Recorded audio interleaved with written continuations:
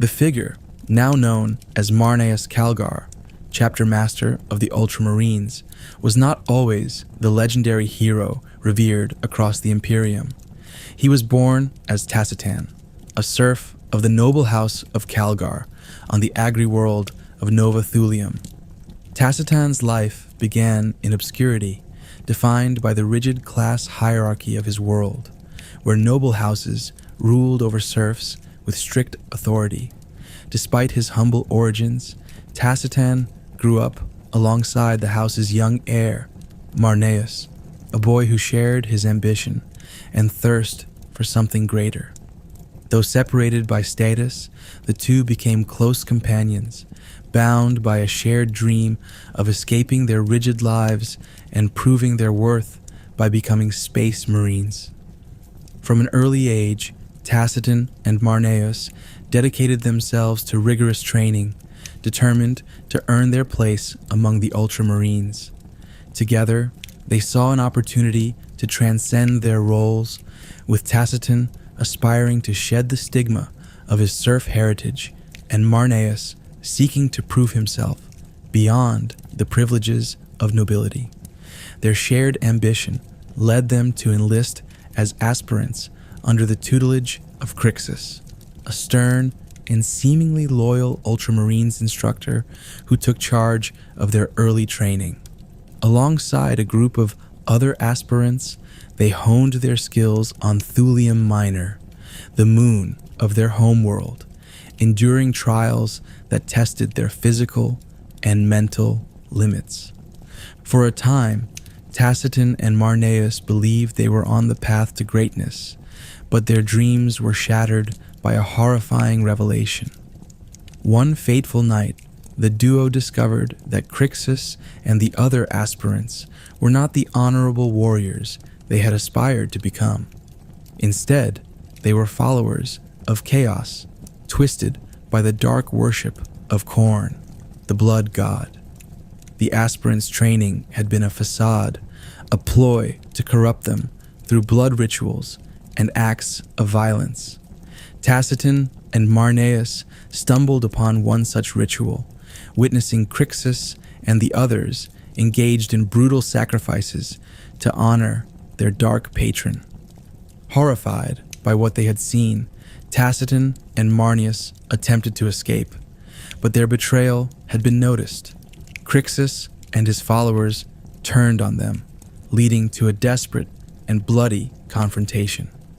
The aspirants turned cultists attacked with a ferocity born of their allegiance to chaos, forcing Tacitan and Marneus to fight for their lives.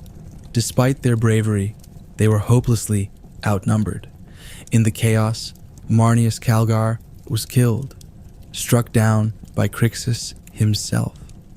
Tacitan could only watch as his closest friend, the boy who had shared his dreams of glory, fell to the murderous cultists. Grief-stricken and enraged, Tacitan vowed that Marneus Calgar's name would not be forgotten. In that moment, he made a fateful decision. He would take on Marneus's identity, ensuring that his friend's dream of becoming a space marine would live on. Calling upon every ounce of strength and determination he possessed, Tacitan fought back against the corrupted aspirants, killing many of them in a series of brutal engagements across the moon's surface. His rage and cunning allowed him to outwit and outmaneuver the bloodthirsty cultists, turning their own savagery against them. Yet, even Tacitan's willpower could not sustain him forever. In the final confrontation with Crixus, Tacitan found himself at the brink of death. Exhausted and wounded, he was no match for the chaos-infused strength of his former instructor. Just as it seemed his end was inevitable, salvation arrived in the form of the Ultramarines. Responding to intelligence about heretical activity, the Space Marines descended upon Thulium Minor, annihilating the cultists and rescuing Tacitan from certain death. Though scarred and battered, Tacitan emerged alive, carrying with him the weight of his friend's death and the resolve to honor his memory. When questioned by the Ultramarines about the events on Thulium Minor, Tacitus introduced himself as Marneus Calgar, determined to live up to the name and legacy of his fallen friend. His conviction and resilience impressed the Ultramarines, who saw in him the qualities of a true aspirant. Despite his serf origins, Marneus Calgar was accepted into the chapter's rigorous selection process, beginning the next stage of his journey to become a space marine. On Nova Thulium, the tomb of the true Marneus Calgar stands as a somber reminder of the boy who died in pursuit of greatness. Listed with an age of death at 12, the tomb is a testament to the price paid in the shadow of chaos. Tacitus, now bearing the name Marneus Calgar, carried the memory of his friend with him into every battle, every decision, and every act of leadership. The legacy of the boy he once was, and the boy he vowed to honor, became the foundation of his rise as one of the Imperium's greatest warriors. This dark and tumultuous beginning shaped the Marneus Calgar known today, instilling in him the unbreakable resolve to face chaos head-on and the unwavering determination to protect the Imperium from the horrors that once tore his life apart.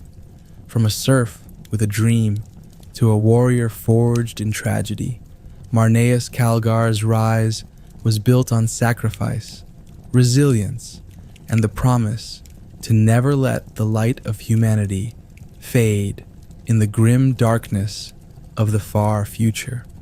Marneus Calgar's journey through the selection trials of the Ultramarines was nothing short of harrowing. A series of grueling challenges that tested every aspect of his body, mind, and spirit. The Ultramarines are renowned as paragons of discipline and excellence among the Adeptus Astartes, and their recruitment standards reflect this lofty reputation. For Calgar and the other aspirants, these trials were not merely about survival. They were a crucible meant to forge warriors who could embody the ideals of the chapter and stand as defenders of Ultramar. The trials began with a brutal process of physical endurance designed to eliminate those who lacked the raw strength and stamina required for a space marine. Aspirants were subjected to punishing exercises that pushed their bodies to the breaking point.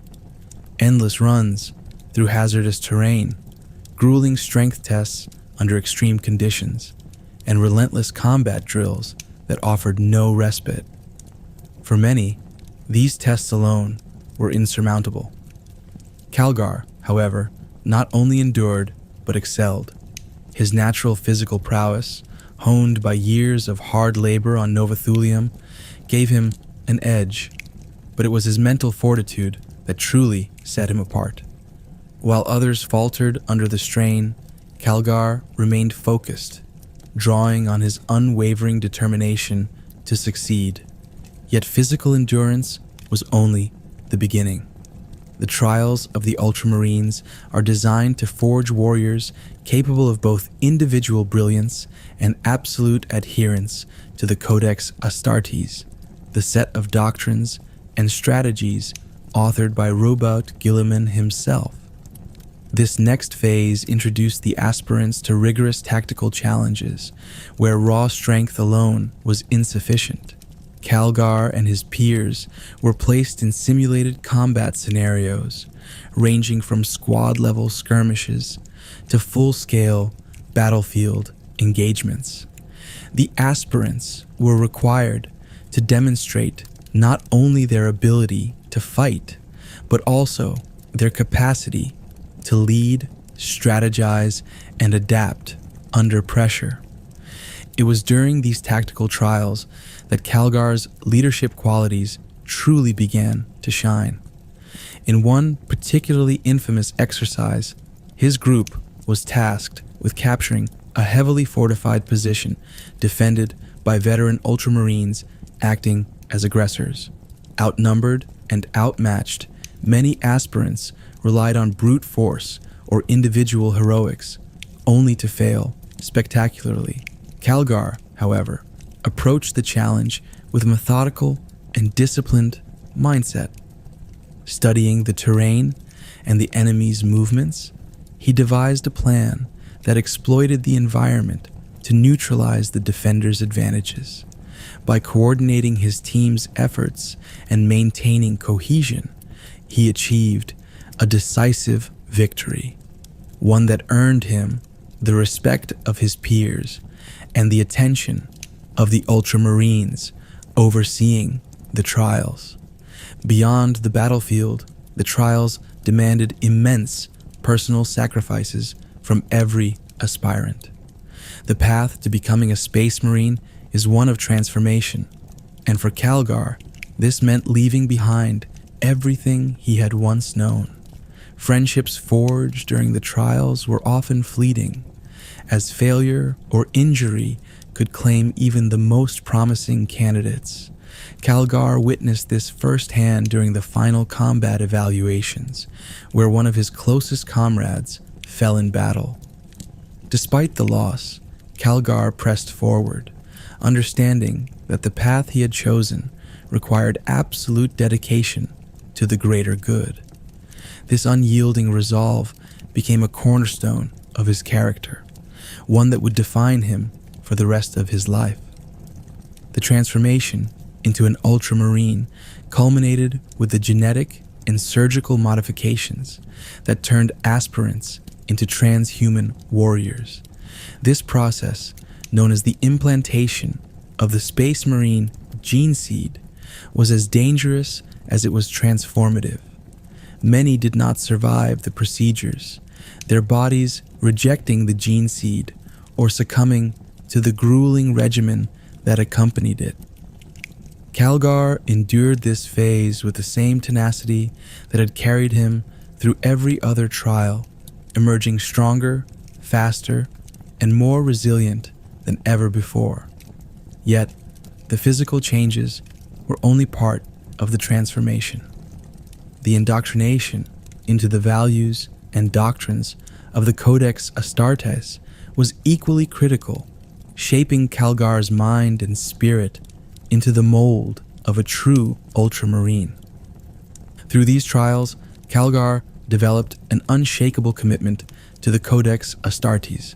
He came to understand that the Codex was more than a set of rules. It was a philosophy, a guide to achieving order and excellence in the face of chaos. For Calgar, adherence to the Codex was not a matter of blind obedience, but a testament to the enduring wisdom of Robert Guilliman and the values that had allowed the Ultramarines to endure for millennia.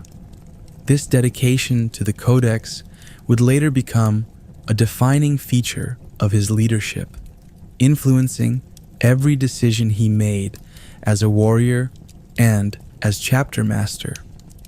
By the end of the selection process, Marneus Calgar had proven himself time and again. The trials, though brutal and unforgiving, had forged him into a warrior of unparalleled resolve and discipline.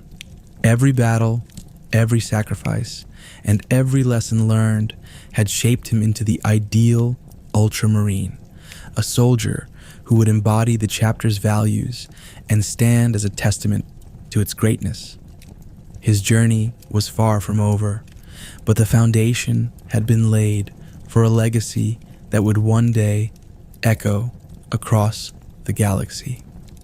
Marneus Calgar's ascension to chapter master of the Ultramarines was not a simple matter of inheritance or nomination. It was a journey defined by his relentless dedication, proven leadership, and unyielding commitment to the values of his chapter and the Codex Astartes. The Ultramarines, as one of the most prominent and revered Space Marine chapters, demand excellence from their leaders, and Calgar's rise was shaped by the critical challenges he faced and the qualities he demonstrated in overcoming them. His journey to becoming chapter master came during a tumultuous period in Ultramar's history, marked by internal and external threats that tested the resolve of even the most stalwart warriors.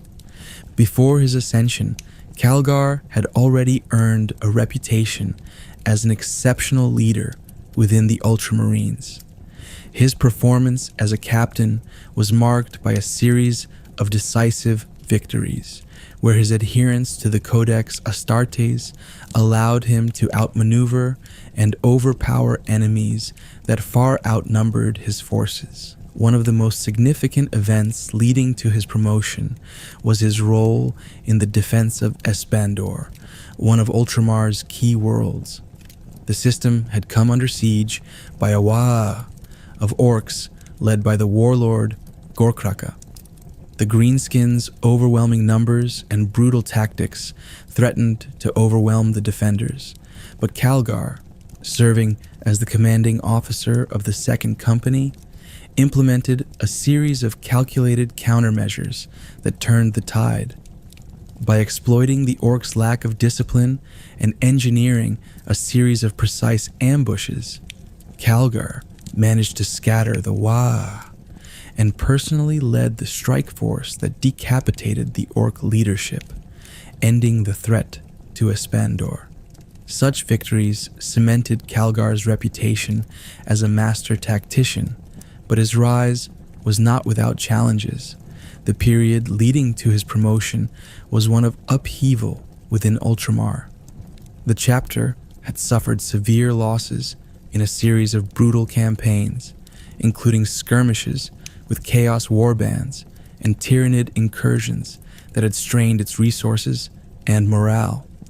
During this time, the previous chapter master, Ortan Cassius, was mortally wounded in battle, leaving a void in leadership at a time when stability was desperately needed.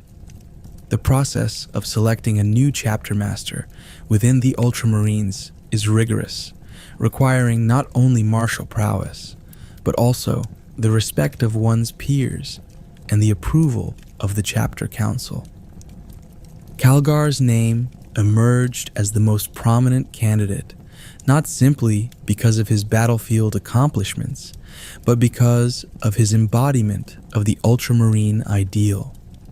Calgar's promotion to chapter master was not merely a ceremonial affair. He faced a series of grueling evaluations, including simulated combat scenarios and strategic deliberations designed to test his decision-making under extreme pressure. These trials were meant to ensure that the next chapter master could uphold the legacy of Robut Guilliman and maintain the Ultramarines' position as a bastion of stability within the Imperium. Calgar excelled in every aspect of these tests, demonstrating not only his tactical acumen, but also his capacity to inspire and lead others. His unwavering adherence to the Codex Astartes and his ability to adapt its principles to the realities of modern warfare made him a natural choice for the role. Once elevated to the rank of chapter master, Calgar assumed responsibilities that extended far beyond the battlefield. As the leader of the Ultramarines, he became the de facto ruler of Ultramar, a realm comprising several systems and over 500 worlds. Ultramar, with its structured governance and relatively stable economy, has long been regarded as a model for the wider Imperium. Calgar's role as both a military leader and a political figurehead required him to balance the needs of his people with the demands of the Adeptus Astartes. He worked closely with planetary governors, ensuring that Ultramar continued to thrive while maintaining its capacity to support the chapter's endless wars against humanity's enemies. Calgar's leadership was tested almost immediately after his promotion. Ultramar faced a renewed invasion by the Tyranids, and Calgar found himself leading the defense against Hive Fleet Behemoth, one of the most devastating threats the chapter had ever encountered. The battles against the Tyranids were some of the most brutal and harrowing in the Ultramarines' history, with entire worlds consumed by the Xeno swarms. Calgar's leadership during these engagements was nothing short of exemplary. On Macragge, the Ultramarines' homeworld, Calgar personally commanded the defense of the polar fortresses, leading his warriors in a desperate last stand against the Tyranid hordes. Despite overwhelming odds, he held the line, ensuring that the Ultramarines' legacy endured. His tactical genius and unyielding resolve during these battles solidified his reputation as one of the Imperium's greatest leaders. As chapter master, Calgar also took on the immense burden of being a symbol of Ultramarine values. His every action was scrutinized, not only by his own chapter, but by the wider Imperium, which often looks to the Ultramarines for inspiration. Calgar carried this weight with grace, using his position to reinforce the importance of discipline, unity, and adherence to the Codex Astartes. Under his leadership, the Ultramarines became not just a military force, but a guiding light for the other chapters of the Adeptus Astartes. His ability to maintain this balance between the martial and symbolic aspects of his role is a testament to his strength of character and his unwavering dedication to the ideals of the chapter. Marneus Calgar's rise to chapter master marked the beginning of a new era for the Ultramarines. Through his leadership, he not only upheld the legacy of Robout Guilliman, but also cemented his own place in the annals of the chapter's history. In a galaxy consumed by chaos and war, Calgar stood as a beacon of hope and resilience, proving that even in the darkest times, the values of the Ultramarines could endure. His journey to becoming chapter master was a testament to his unwavering resolve, his capacity for sacrifice, and his ability to inspire those around him to achieve greatness. The Battle of Macragge and the wider Tyrannic Wars marked one of the most defining and harrowing periods of Marneus Calgar's tenure as chapter master of the Ultramarines. The arrival of Hive Fleet Behemoth, the first Tyranid incursion encountered by the Imperium, posed an existential threat to Ultramar and the Imperium at large. The Tyranids were unlike any enemy humanity had faced before, a Xeno swarm of unprecedented scale and adaptability, bent on consuming entire worlds to fuel their relentless hunger. For the Ultramarines, defending their home and their honor fell squarely on the shoulders of their chapter master, Marneus Calgar, whose leadership and resolve would be tested as never before. Hive Fleet Behemoth's invasion of Ultramar began with a ferocity that caught even the seasoned warriors of the Ultramarines off guard. The Tyranids advanced with terrifying speed, overwhelming the outlying worlds of the realm. Entire populations were eradicated, their biomass stripped by the ravenous swarms, leaving barren husks where thriving planets once stood. Calgar, recognizing the scale of the threat, acted swiftly to marshal the full strength of the Ultramarines and their allied forces. Drawing upon his mastery of the Codex Astartes, Calgar devised a defense strategy that emphasized coordination, precision, and the ability to adapt to an enemy that could evolve in real time. The campaign culminated in the Battle of Macragge, where the Tyranids launched an all-out assault on the Ultramarines' home world.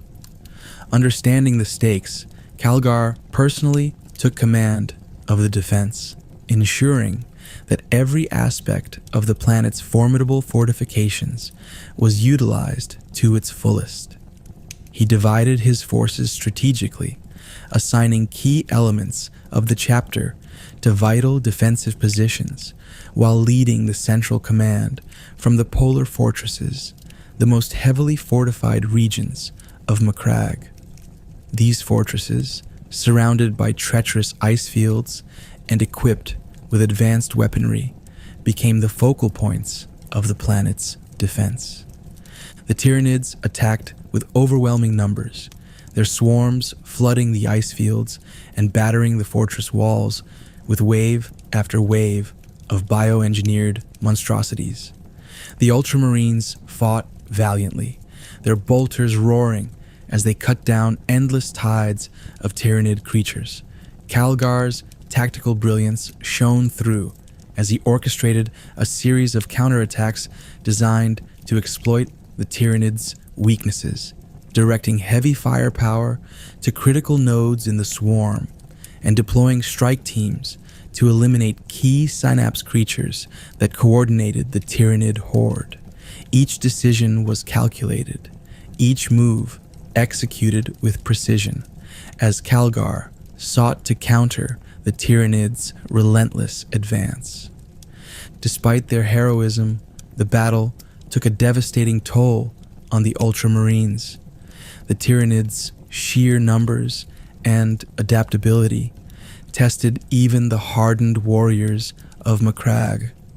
The defenders of the southern polar fortress were eventually overwhelmed, their position overrun by the Xenos swarm.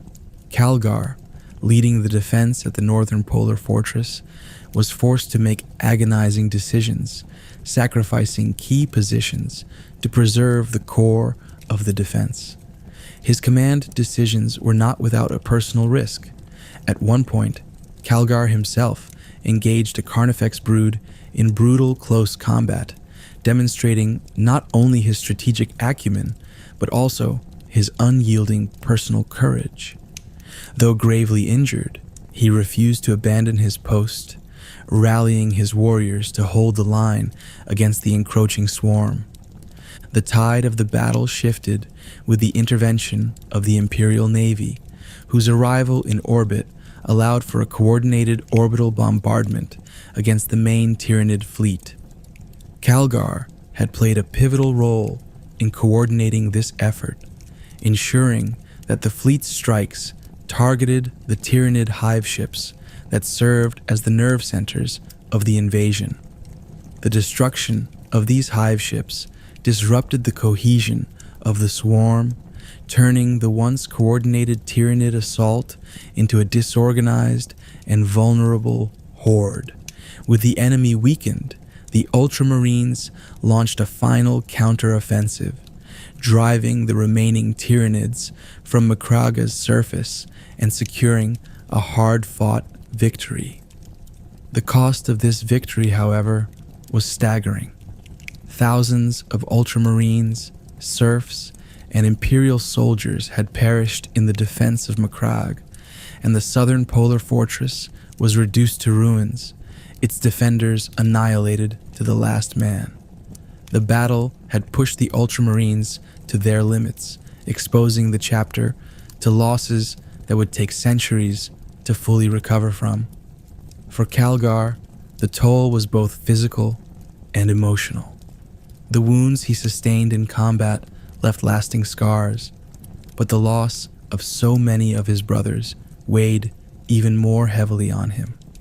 As chapter master, he bore the responsibility for every decision, every sacrifice, and every life lost in the defense of Ultramar. The Battle of Macragge also left an indelible mark on the chapter's psyche. The Ultramarines, long regarded as paragons of discipline and order, were forced to confront an enemy that defied conventional tactics and logic. The Tyranids were a force of nature, a relentless and unfeeling predator that sought nothing less than total annihilation.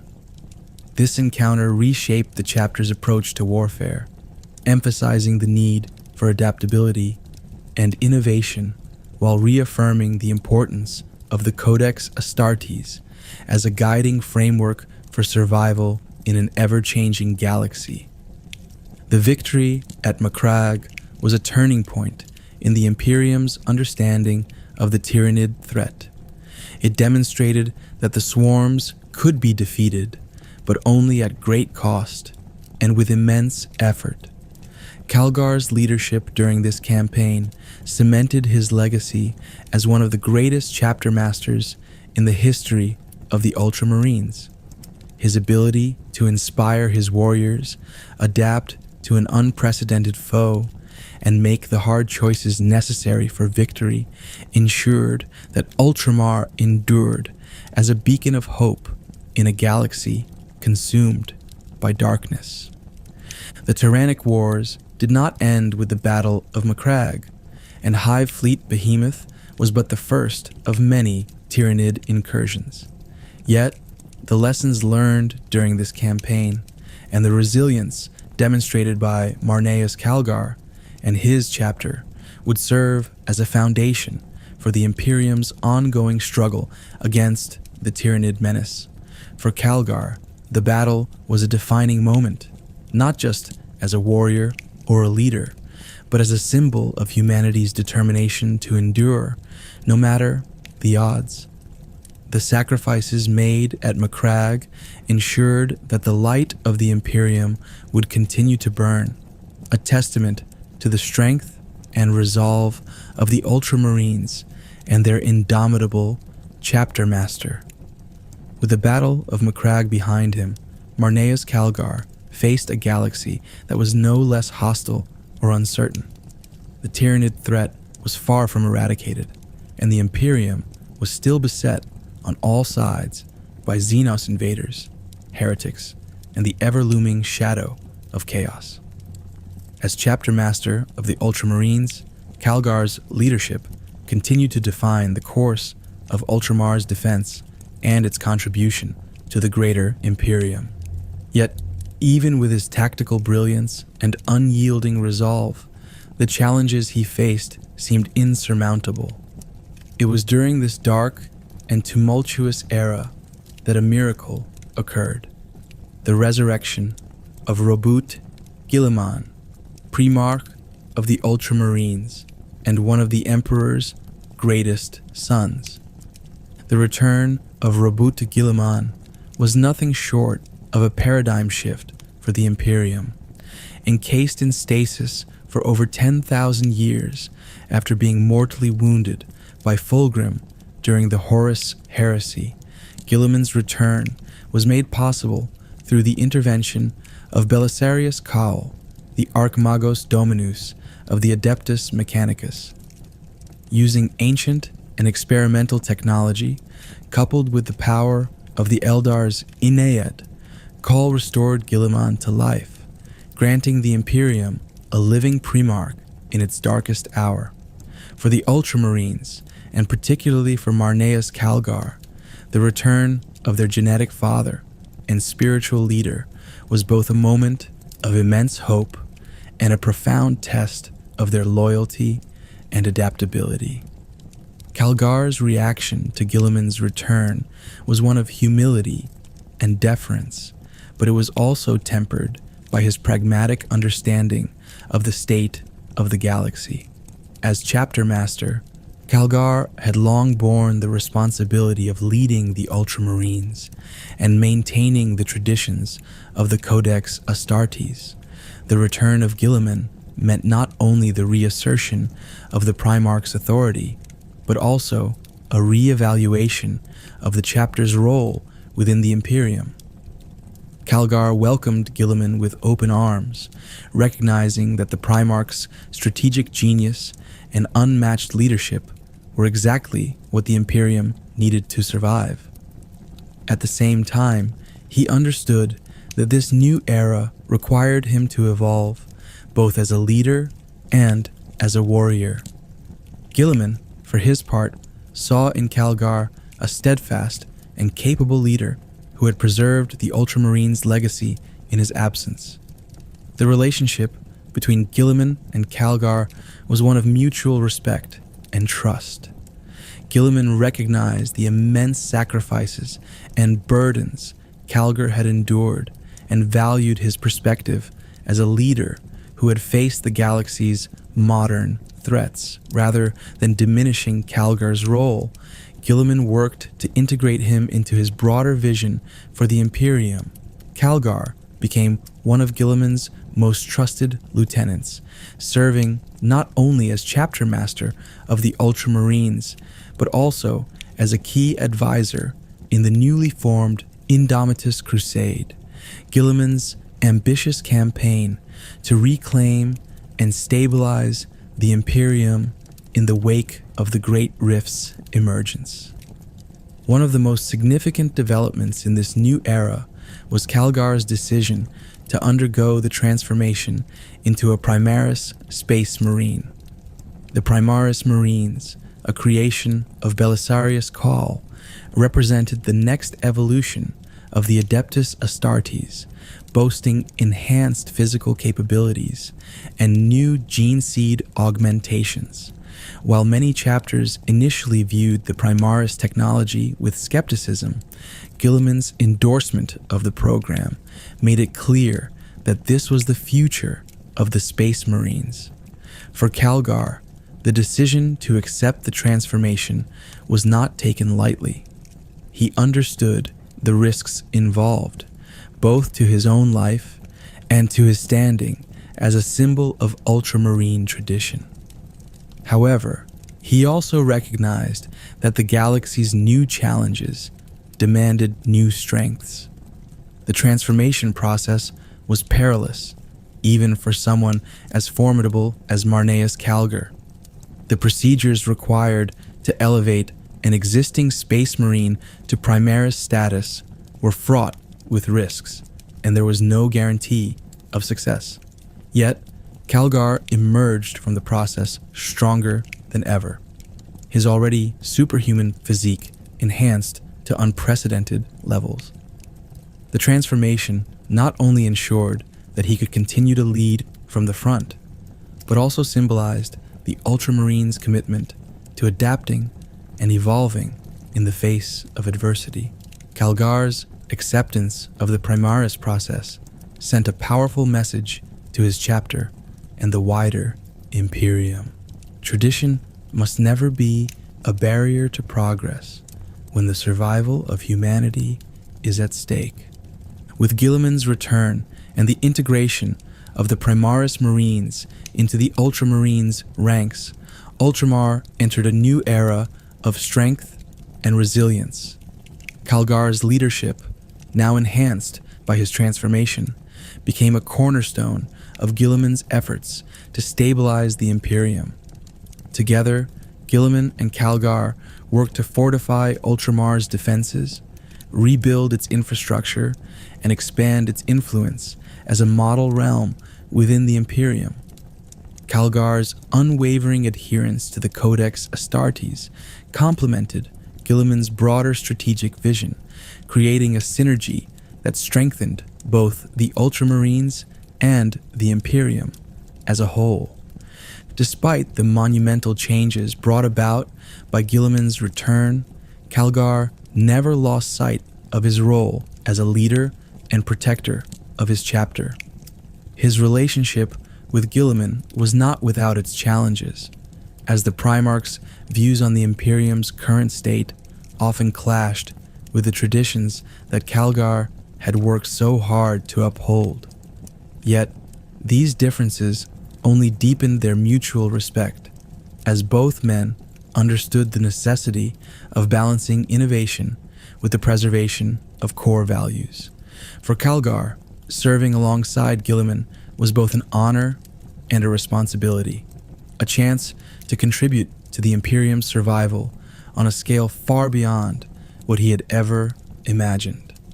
The return of Robuta Guilliman and Calgar's transformation into a Primaris Space Marine marked a new chapter in the Ultramarines' history. It was a time of renewal and adaptation, where the old ways met the challenges of the new. For Marneus Calgar, it was an opportunity to reaffirm his commitment to the ideals that had guided him throughout his life, while also embracing the changes needed to secure the future. As the galaxy plunged ever deeper into chaos, the partnership between Guilliman and Calgar became a beacon of hope for the Imperium, proving that even in its darkest hour, humanity's defenders could rise to meet the challenge. As the Imperium adjusted to the monumental changes brought about by Robert Guilliman's return and the rise of the Primaris Marines, Marneus Calgar continued to shoulder the immense burdens of leadership. While his transformation into a Primaris Space Marine had enhanced his physical capabilities and reinforced his position as chapter master of the Ultramarines, it did nothing to lessen the weight of responsibility he carried. Leadership, for Calgar, was not just about commanding armies or making tactical decisions.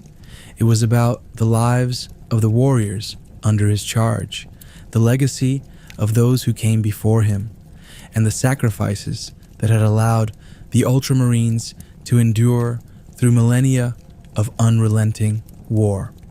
These personal trials, often unseen by those around him, were a constant part of Calgar's journey, shaping the man behind the legendary figure. Calgar had long been shaped by loss, beginning with the death of Tacitan, his mentor and friend, who had given his life to save him during his early trials as an aspirant. Tacitan's sacrifice had not only allowed Calgar to survive, but also instilled in him a profound sense of duty to honor those who had fallen for the greater good. Over the years, Calgar had carried this lesson with him, using it as a source of strength and resolve during the darkest moments of his life. Yet, the weight of Tacitan's death never truly left him. In moments of reflection, Calgar often found himself questioning whether he had done enough to live up to the legacy of the man whose name he now bore. These quiet, introspective moments served as a reminder that even a chapter master, with all his power and authority, was still a man shaped by the sacrifices of others. The losses Calgar endured did not end with Tacitan. As chapter master, he had led the Ultramarines through some of the most devastating conflicts in their history, including the Tyrannic Wars and the defense of Ultramar against countless enemies. Each campaign came at a cost, not just in resources and territory, but in the lives of his warriors. Calgar understood that every Ultramarine was a priceless asset, a product of rigorous training, genetic enhancement, and unyielding dedication. To lose even one was a blow, not just to the chapter, but to Calgar personally. These losses weighed heavily on him, particularly in battles where difficult decisions had to be made. Decisions that sometimes meant sacrificing one group to save another, or abandoning a position to secure a greater victory. One of the most haunting examples of this came during the Battle of Macragge, where the defenders of the southern polar fortress were completely overrun by the Tyrannid swarm. Calgar, commanding the northern fortress, had no choice but to prioritize the larger strategic picture, knowing that reinforcing the southern fortress would have jeopardized the entire planet's defense. While his decision was the correct one tactically, the loss of those warriors who fought to the last man left a deep scar on Calgar's soul.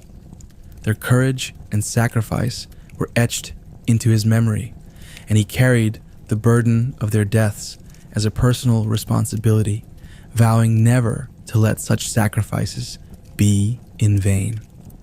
Calgar's introspection extended beyond battlefield losses. As chapter master, He often found himself questioning the nature of leadership and the balance between duty and humanity. While the Codex Astartes provided a framework for strategy and governance, it did not address the emotional toll of command. Calgar's relationship with his brothers in the chapter was one of mutual respect, but there was always a distance, a separation imposed by his rank and the expectations of his role. He could not afford to show weakness or doubt, even when these feelings threatened to overwhelm him. To the Ultramarines, Calgar was a symbol of strength and stability, and he knew that any display of vulnerability could undermine the unity and morale of the chapter. Yet, in private moments, Calgar allowed himself to confront these struggles. He would often retreat to the chapter's memorial halls, where the names of the fallen were inscribed on vast, cold slabs of stone.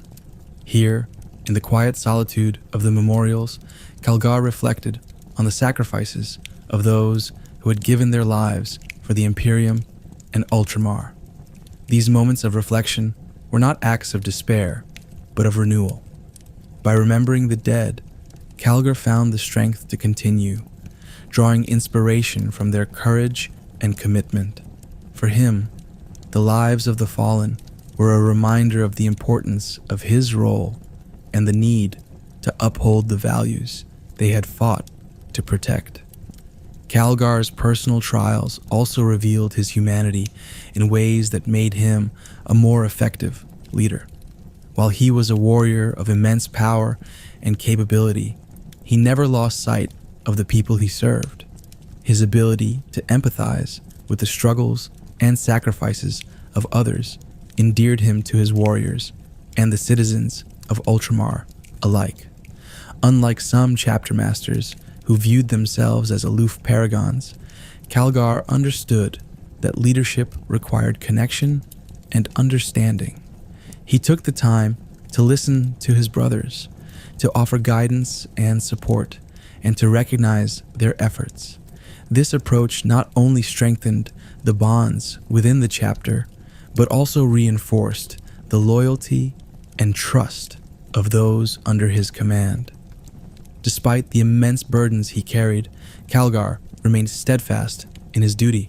His resolve was unshakable, driven by the memories of those who had sacrificed everything to ensure the survival of the Imperium. For Calgar, these sacrifices were not just a source of pain, but a source of purpose. They reminded him of the importance of his mission and the necessity of enduring, no matter the cost.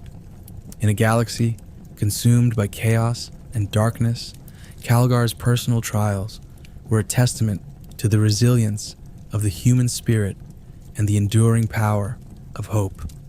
Through loss and hardship, he continued to lead, embodying the ideals of the Ultramarines and proving that even the greatest warriors are shaped by the sacrifices of those who came before them. The sacrifices and trials that shaped Marneus Calgar throughout his life also forged a legacy that stands as one of the most enduring within the Imperium of Man. As a leader, warrior, and symbol of hope, Calgar's name is etched into the annals of history alongside the greatest champions of humanity. From his earliest days as an aspirant on Nova Thulium to his rise as chapter master and his service alongside Robut Guilliman, Calgar has exemplified the values of the Ultramarines and the ideals of the Codex Astartes. His story is not just one of personal triumph, but of unwavering dedication to a cause greater than himself, a cause that has preserved humanity in the face of countless existential threats. As chapter master of the Ultramarines, Calgar's influence extended far beyond his own chapter. Under his leadership, the Ultramarines became not only a bastion of strength, but also a guiding light for other chapters of the Adeptus Astartes. His strict adherence to the Codex Astartes ensured that the Ultramarines maintained their reputation as paragons of discipline and order. Yet Calgar was never bound by dogma.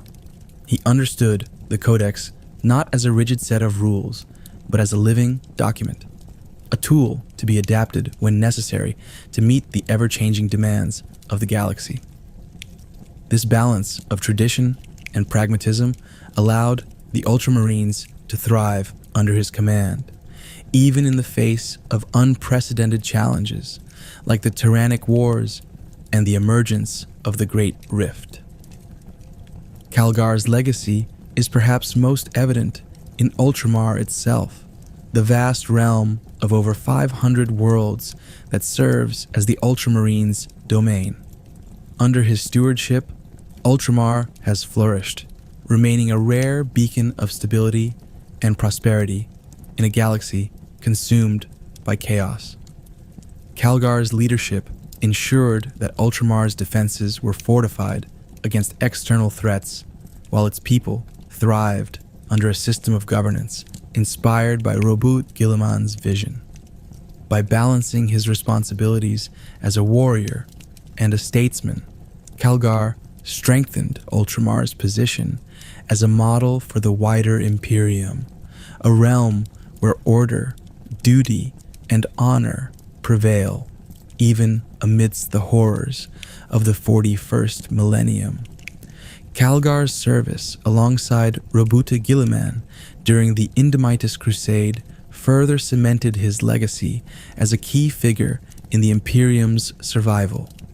While Guilliman's return brought hope and strategic direction to humanity's defenders, it was leaders like Calgar who ensured that these plans could be executed. Calgar's willingness to embrace the Primaris transformation demonstrated his adaptability and commitment to the Imperium's future, reinforcing his role as both a symbol of tradition and an agent of progress. His partnership with Guilliman highlighted his capacity to operate at the highest levels of leadership while remaining grounded in the values that had guided him throughout his life. Yet, Calgar's legacy is not defined solely by his victories or his adherence to the Codex Astartes. It is also shaped by the personal sacrifices he has made and the burdens he has carried. The loss of countless brothers, the weight of leadership, and the constant demands of his role have tested Calgar in ways few could endure. Through it all, he has remained steadfast, driven by a sense of duty that transcends personal ambition or glory.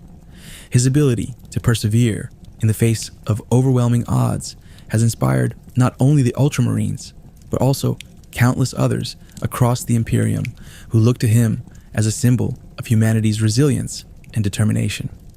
Calgar's influence extends to the spiritual and symbolic realm as well.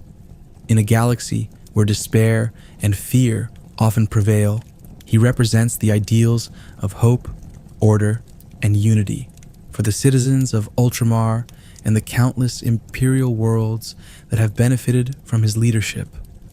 Calgar is not just a warrior, but a protector, a guardian who stands as a bulwark against the encroaching darkness.